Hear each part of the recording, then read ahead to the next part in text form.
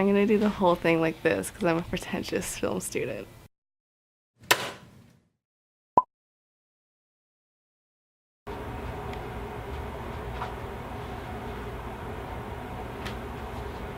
Hey everybody, how's it going? Hope you guys are doing well. It's been a couple days since I talked to you. Technically one day, but you guys know how it is. But I need to apologize to you guys. I've missed the past 2 days of the Jack Ruhl Show Advent Calendar Challenge. So here is 3 quick facts for you guys. 1, when I was 6 years old, I started playing flag football. That was in Tallahassee, Florida. 2, in 7th grade, I started going to Calvary Church, where I met some of my best friends, 7 of whom I'm still really close with. I'm sure I'm close with more than 7 of them, but for number 7's sake. And then number 8, in 8th grade, I started thinking about playing basketball because that's when I was starting to transition to high school, and that's when I started picking up skills from my older brother Nick, my neighbors Chris, Ryan, Van. I just started picking up basketball, and then later in 9th grade, that's when I started playing. 8th grade was the year that really piqued my interest. So there's your quick 6, 7, 8 facts for the Advent Calendar Challenge for the Jack Ruhl Show. Today I'm gonna have Tori share her Why Chapman story. Yesterday I had Justin share his, and the day before I shared mine, because I really want you guys to get close to these characters before we break off for Christmas break. I just really want you guys to get to know them a little more so that you guys might miss them a little bit more. But I think it's a really good idea just so you can get to know them a little bit more,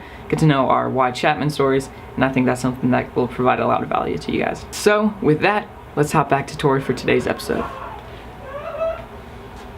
Hey, it's Tori. Jack asked me to do my version of Why Chapman tonight, even though it's like 2 a.m. and I have a cold and I'm exhausted, but I love Jack, so I'm gonna do this for him. So I knew I wanted to go to film school like freshman year. I'm definitely one of those kids that got into filmmaking because of YouTube, which is embarrassing to say, but like, it's the truth. I mean, it wasn't like cheesy YouTube video, like it's when I saw narrative videos on YouTube that I wanted to do the same thing, and I thought I could do that too, and I want to do that too. So I tried my hand at this like school arts contest thing called Reflections. It's through the PTA. I made a video and I did like surprisingly well in it, and that was my first like hint that like I could maybe do something like this for a living. So we started looking into film schools. The most advertised film camp is basically New York Film Academy, so that's what I went to first. And it was cool. We got to shoot on the Universal back lot. We had a lot of cool resources, and I learned some stuff.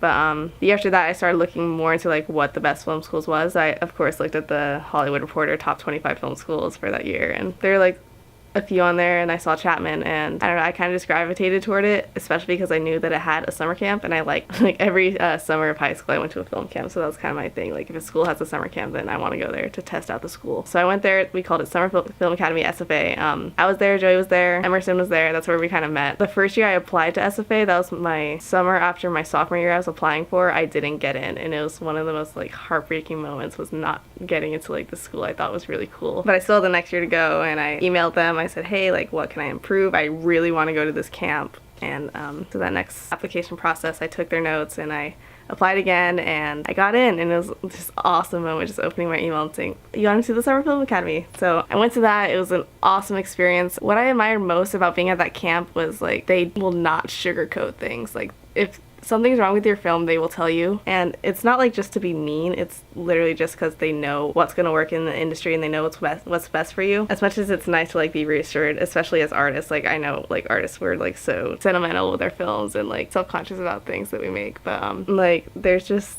no room for that in what we're doing. You like need to know what you need to fix in your filmmaking, and I admire that so much. And it's just like it's such a team effort being there. It wasn't like everyone worked on their own films. It's like we're put into groups of 5 and we're gonna make a film together. And I just really love that aspect of Chapman. So I applied again that fall for like 4-year admission, like to be a real Chapman student. So I applied to Chapman 3 years in a row, basically. And that's just like how much I love this school and how much I kind of romanticize Chapman. Like I only applied to 3 other schools, but like Chapman was like the only school I cared about. Like I applied to UCLA as like a reach, and it was just kind of like funny. Like it'd be funny if I got in, because it's like what, they accept 30 students a year. I didn't get into that. I didn't get to LMU, and I also applied to San Francisco State, which is like a safety. So Chapman was like the school I needed to get into. And I remember on my Twitter, I like set my pinned tweet like for the whole like application process until I got my results back. It said I would die for Chapman, because I knew they'd check your like social media, so I was like, I need them to know that like I would die for Chapman. So I did my application in fall of last year. They tell you to start early on your videos and they're completely right, but you know, like everyone else, I didn't.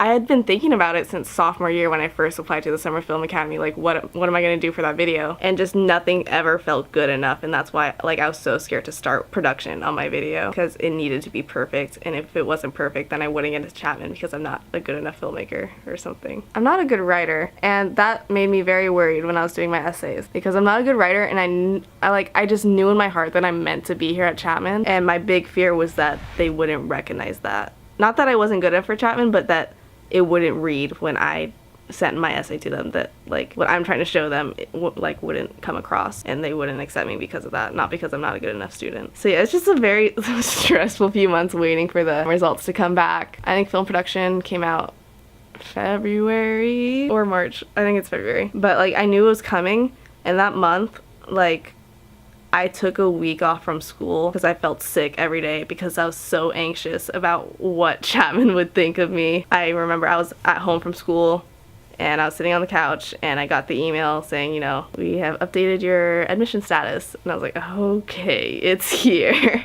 So I called my mom in because she was at home like taking care of me, and like I was shaking. I was so terrified. And I just like put in the login and I handed the phone to my mom. Like I couldn't handle opening that letter myself. Like I needed someone to do it for me. So I handed it to her and she opened it and you saw the streamers, and like even then I didn't believe it. Like I had to read it still to like be sure, and I like couldn't even say anything. I just started sobbing. It's really pathetic, but like there's just, I know I need to be here, and if I didn't get in here then like my college experience would be like essentially ruined. Like in my head, that's not like, if you don't get into your like dream school, that's not a problem, but like the way I like made myself think about it, like there was nothing else I could do except for go to Chapman for film school. But I got in and it was, I just cried and cried for like an hour, and then I reread the letter 20 times just to make sure I didn't read it wrong.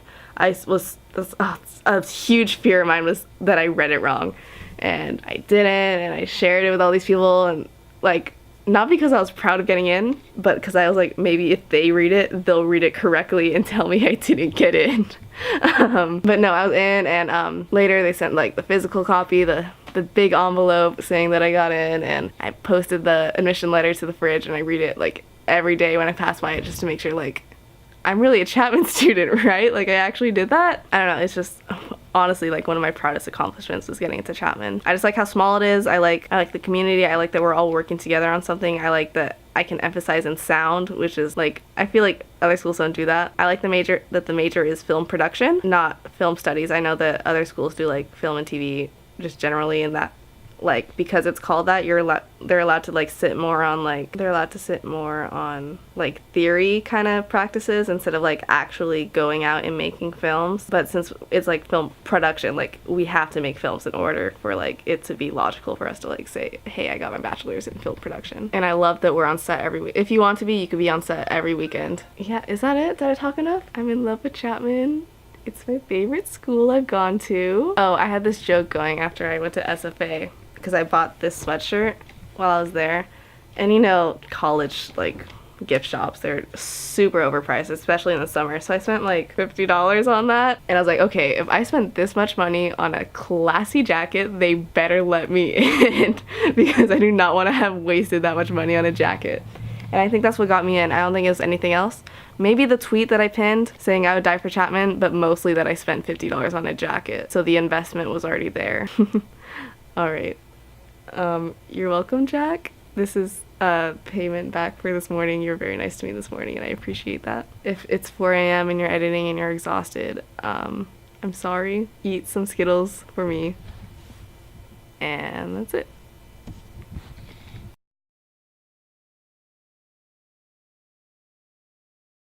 I'm so tired, Jack. I hate you for doing this to me.